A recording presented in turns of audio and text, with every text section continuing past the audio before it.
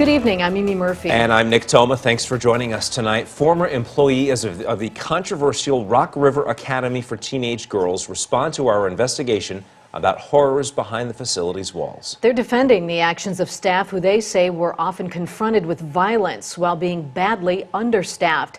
Eyewitness News reporter Alexis McAdams joins us now with more. Nick, Mimi, when we started this investigation, we reached out to both Rock River Academy officials and their workers union, asking them to respond to former patient allegations. Both declined to be interviewed, but since our story ran, some workers have now stepped forward, saying the horrible picture these girls we spoke with painted doesn't tell the whole story. So you think that all the girls are lying? I think that they're misinterpreting the situation.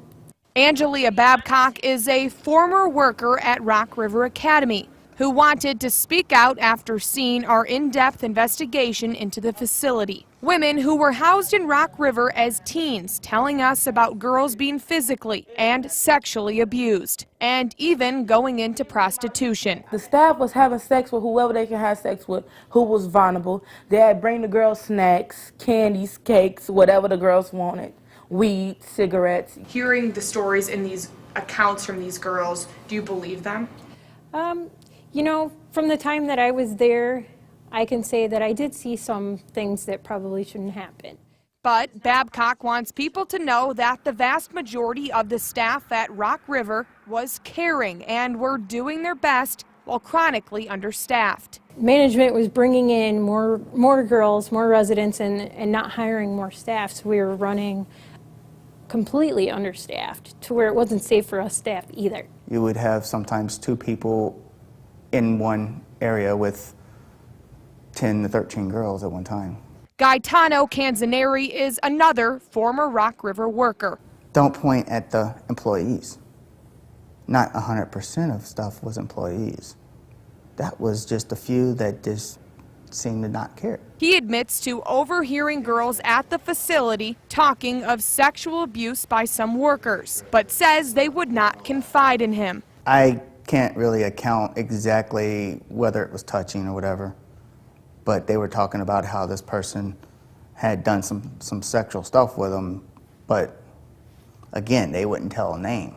They both say the girls housed at Rock River were often violent and difficult to control. Canzaneri adds that most staff members who tried to help the girls also felt undercut by those who didn't. There were some of them that tried to help, but there were some of them that were just like, these girls, they were taken from their families or whatever by the cops and DCFS and stuff, and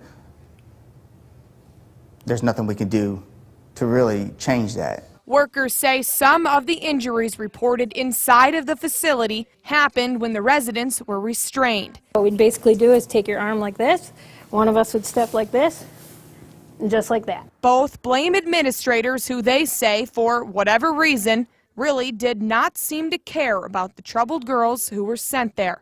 I think it's more or less the girls felt caged because of the lack of staff.